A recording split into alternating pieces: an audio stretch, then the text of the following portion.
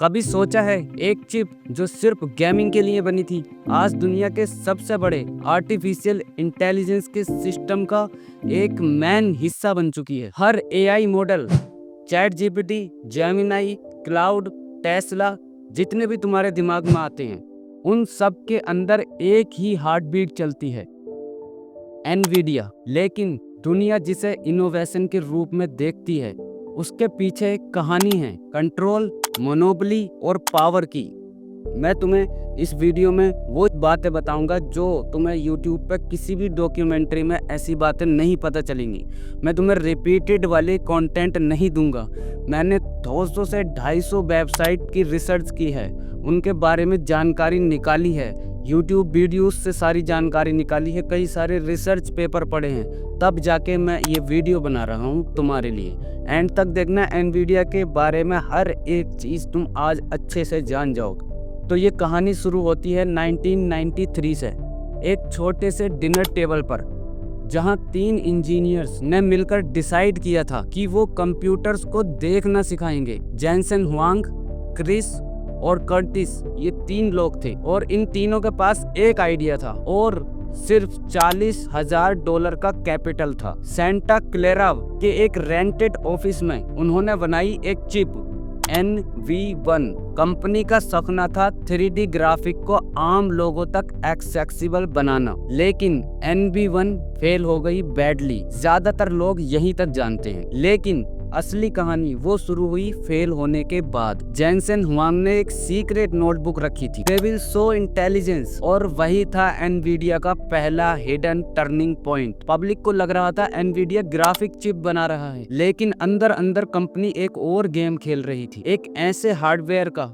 जो फ्यूचर में एआई का दिमाग बन जाएगा, पूरे एआई को कंट्रोल करेगा। उस वक्त दुनिया में किसी ने पैरेलल कंप्यूटिंग का नाम तक नहीं सुना था और जेनसन ने क्वाइटली एक सॉफ्टवेयर टीम बना ली थी जो बनाने वाली थी क्यूडा, एक ऐसा सिस्टम जो जीपीयू को एक वेपन बना देगा।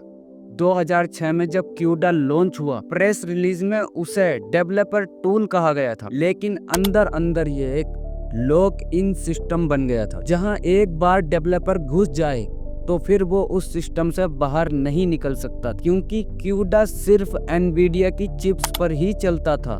ये थी उनकी मेन स्ट्रेटजी, इसको कहते हैं अंदर की बातें। इस टाइम पे कंपनी ने एक अनदेखा मूव किया, उन्होंने डेलिब्रेटली ओपन सोर्स स्टैंडर्ड से डिस्टेंस रखा। इंडस्ट्री के अंदर ये बताया गया कि वो एफिशिएंसी और ऑप्टिमाइजेशन के लिए था, लेकिन अंदर के लोग जानते थे ये एक मौत बन रहा था, एक दीवार जो कंपटीटर्स कभी भी क्रॉस नहीं कर सकते। और इसीलिए 2010 तक ऑलमोस्ट हर रिसर्च नासा से लेकर MIT तक एनवीडिया चिप्स पर डिपेंड हो गए और वो डिपेंडेंसी अभी तक खत्म नहीं हुई है। पब्लिक को ये सब नहीं पता था, लेकिन 2012 में एक इंसिडेंट हुआ जो पूरे एआई की डायरेक्शन ही बदल गया। एलेक्सनेट, एक एआई मॉडल जिसे ट्रेन किया गया था सिर्फ 2 एनवीडिया GTX 580 पर, वो कंपटीशन जीत गया और पूरी दुनिया को शौक लग गया। एआई सडनली पॉसिबल लगने लगा, लेकिन जो बात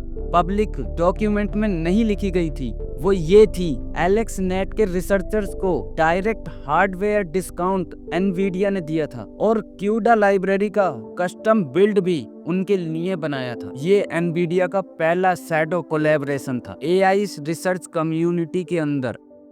और उसके बाद हर major AI lab, Google, Meta, OpenAI, Nvidia के नेटवर्क के अंदर आती चली गई। तब से आज तक एआई का हर ब्रेक थ्रू एनवीडिया के एक सर्वर पर ही ट्रेन हुआ है। क्या ये एक कोइंसिडेंस था या लॉन्ग टर्म प्लान था? जब दुनिया स्मार्टफोन और सोशल मीडिया के क्रेज में खो गई थी, एनवीडिया क्वाइटली कुछ और बना रहा था, न गेमिंग के लिए न ग्राफिक के लिए, बल्कि एक इनविजिबल नेटवर्क, एक नेटवर्क जिसमें हार्डवेयर और सॉफ्टवेयर दोनों उनके कंट्रोल में हों। 2015 के आसपास एक पैटर्न सा दिखने लगा, लेकिन सिर्फ उन लोगों को जो इंडस्ट्री के अंदर थे। हर एआई रिसर्च पेपर के क्रेडिट सेक्शन में एक ही नाम बार बार आता था और वो नाम था क्यूडा बाय एनवीडिया। और ये कोइंसिडेंस नहीं था, जेनसेन हुआंग ने एक सीक्रेटली और साइलेंट स्ट्रेटजी अपनाई।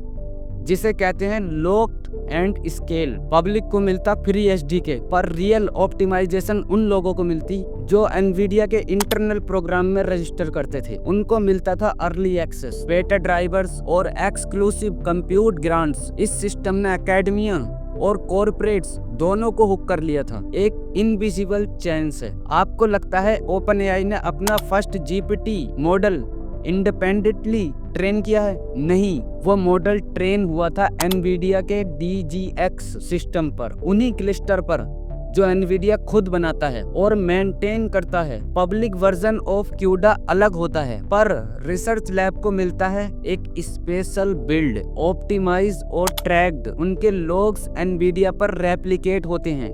ऑफिशियल रीजन टेलीमेंट्री, पर इंसाइडर कहते हैं it was also a way to map how every major lab was using their hardware data about AI to feed AI। और जब उन्होंने मेलानोक्स टेक्नोलॉजीज को बाय किया 2019 में, स्टोरी और भी डीप हो गई। मेलानोक्स ने high speed infinite band network बनाया था, वो टेक जिससे थाउजेंड ऑफ जीपीयू एक साथ काम कर सकते थे। उस एक्विजिशन के बाद एनवीडिया के पास एक कंप्लीट चैन बन गई, कंप्यूट चिप्स इंटरकनेक्टेड। अब कोई और वेंडर के पास कंपटीशन करने का स्कोप ही नहीं था।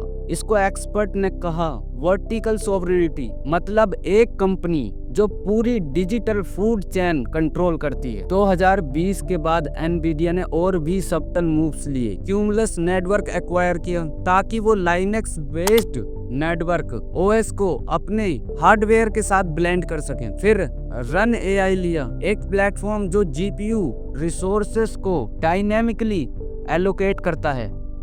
अब एआई कंप्यूट का शेड्यूलर उनके हाथ में है। और जब एआई बूम आया 2022 में चैट जीपीटी के साथ, एनवीडिया ऑलरेडी रेडी था। जब बाकी कंपनीज पैनिक में जीपीयू सर्च कर रही थी, एनवीडिया ने लॉक्ड कॉन्ट्रैक्ट निकाले, priority allocation for strategic partners, यानी जिसको वो चाहे सिर्फ उन्हीं को चिप्स मिलेंगी। आज भी यदि आप एआई स्टार्टअप हो और एनवीडिया के H100 या A100 चिप्स चाहते हो, आपको उनके अप्रूवल प्रोसेस से गुजरना पड़ता है। हार्डवेयर सोल्ड नहीं होता, असाइन होता है, और उसके साथ आता है एनवीडिया एंटरप्राइजेस सॉफ्टवेयर लाइसेंस, जिसमें एक लाइन लिखी होती है टेलीमेट्री डाटा में बी कलेक्टेड फॉर ऑप्टिमाइजेशन। पर लोग समझते नहीं कि ऑप्टिमाइजेशन के नाम पर एआई का डाटा भी ट्रेस हो सकता है। 2024 तक ये सिस्टम इतना बड़ा हो गया कि गूगल, अमेजोन, माइक्रोसॉफ्ट का सेंटर भी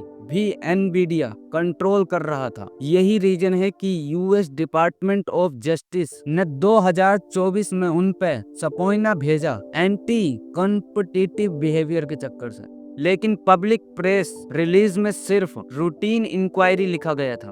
एक्चुअल डॉक्यूमेंट में सिर्फ एक ही लाइन लिखी थी, potential risk to AI infrastructure due to excess vendor control.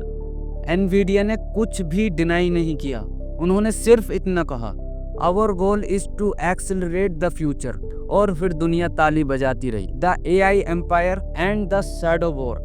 2023 AI अपनी बूम पर था, चैट जीपीटी का नाम हर जुबान पर था, और बैकग्राउंड में एक कंपनी थी जिसका नाम बहुत कम लोग समझ रहे थे, एनवीडिया। उनके जीपीयू हर मेजर मॉडल के अंदर थे। यूएस डिपार्टमेंट ऑफ कॉमर्स ने चाइना के लिए एक्सपोर्ट बैन अनाउंस किया। ऑफिशियल रीजन था national security concern, but truth ये था एआई रेस अब रिसर्च नहीं, एक कोल्ड वॉर बन चुकी है। जी, कोल्ड वॉर बन चुकी है। चाइना के सुपर कंप्यूटर्स और मिलिट्री एआई प्रोग्राम एनवीडिया के H100 जीपीयूज पर चल रहे थे, और यूएस गवर्नमेंट को ये मालूम था अगर ये चिप चाइना के पास रहे तो अमेरिका का एआई सुप्रीमेसी खत्म हो जाएगा। इसीलिए अमेरिका ने बैन लगाया। लेकिन बैनिंग एक कंपनी नहीं, एक कॉन्टिनेंट को रुका सकती थी, और एनवीडिया को इसका पता था। इनसाइडर कहते हैं बैन अनाउंस होने से एक महीना पहले ही एनवीडिया ने चाइना को और उनके डिस्ट्रीब्यूटर्स को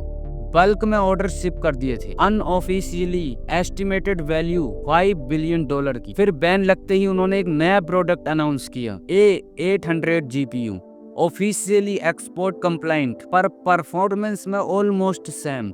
यूएस ऑफिशियल्स ने इसको लूप होल कहा और एनवीडिया ने स्माइल करके बोला वी फॉलो एवरी लॉ। 2024 में जब ये A800 भी बैन हो गया, एनवीडिया ने फिर एक और वर्जन निकाला H800 और फिर एक नया मॉडल डिजाइन हो रहा था ताइवान में, एक हिडन वेरिएंट जिसे चाइना के लोकल मैन्युफैक्चरर्स के थ्रू असेंबल करने की बात की थी, पर डॉक्यूमेंट कभी पब्लिक नहीं हुए। यानी एक कंपनी जो एआई के फ्यूचर को कंट्रोल कर रही थी, वो अब ग्लोबल पॉलिटिक्स को भी इन्फ्लुएंस कर रही है।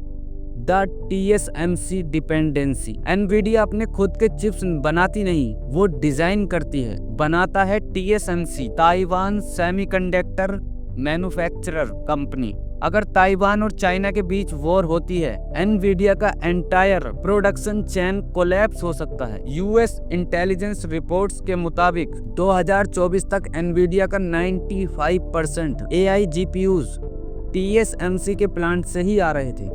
जेनसेन हुआंग ने इसीलिए एरिजोना में लोकल मैन्युफैक्चरिंग स्टार्ट की, लेकिन रियलिटी ये थी एरिजोना प्लांट को ऑपरेशनल होने के लिए 2027 तक का टाइम लगेगा। तब तक एक ग्लोबल इंसिडेंट उनके एंटायर बिजनेस को होल्ड कर सकता है। और क्या आप जानते हैं, यूएस डिफेंस कॉन्ट्रैक्ट्स में अब एआई कंप्यूट के लिए एनवीडिया को क्रिटिकल इंफ्रास्ट्रक्चर वेंडर डिक्लेयर किया गया है। यानी अगर एनवीडिया डाउन हो गई, अमेरिका के एआई प्रोग्राम रुक जाएंगे।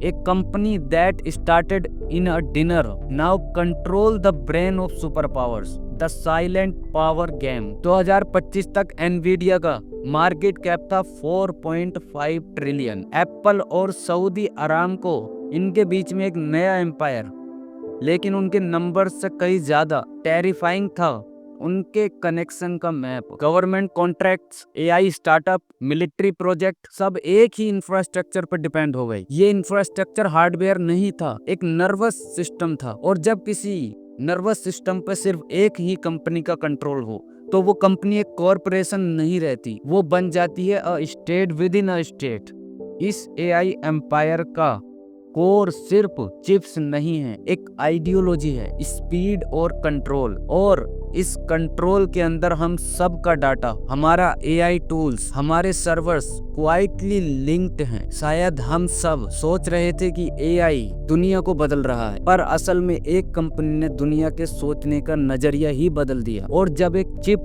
डिसाइड करती है कि इंटेलिजेंस कहाँ चलेगी, तो शायद मशीन नहीं, हम ही इस सिस्टम के गुलाम बन चुके हैं। अपने आप को प्रोटेक्ट करो और नई चीजों के लिए मास्टर करो। पीछे मत रह जाओ, चीजों से ऊपर रहो, हमेशा एक कदम आगे रहो, जिससे कि तुम बच सको ऐसी चीजों से। लोग डराते हैं नौकरी जाएगी, हाँ जाएगी, पर उन लोगों की जो अपडेट नहीं हुए। अपने आप को अपडेट करो, अपने आप को हमेशा ऊपर रखो, लोगों से, औरों से ऊपर रखो, तभी तुम आगे बढ़ सकते हो, तभी तुम इस सिस्टम में निकल सकते हो, सरवाइव कर सकते हो। यही टाइम है चेंज करने का अपने आप को।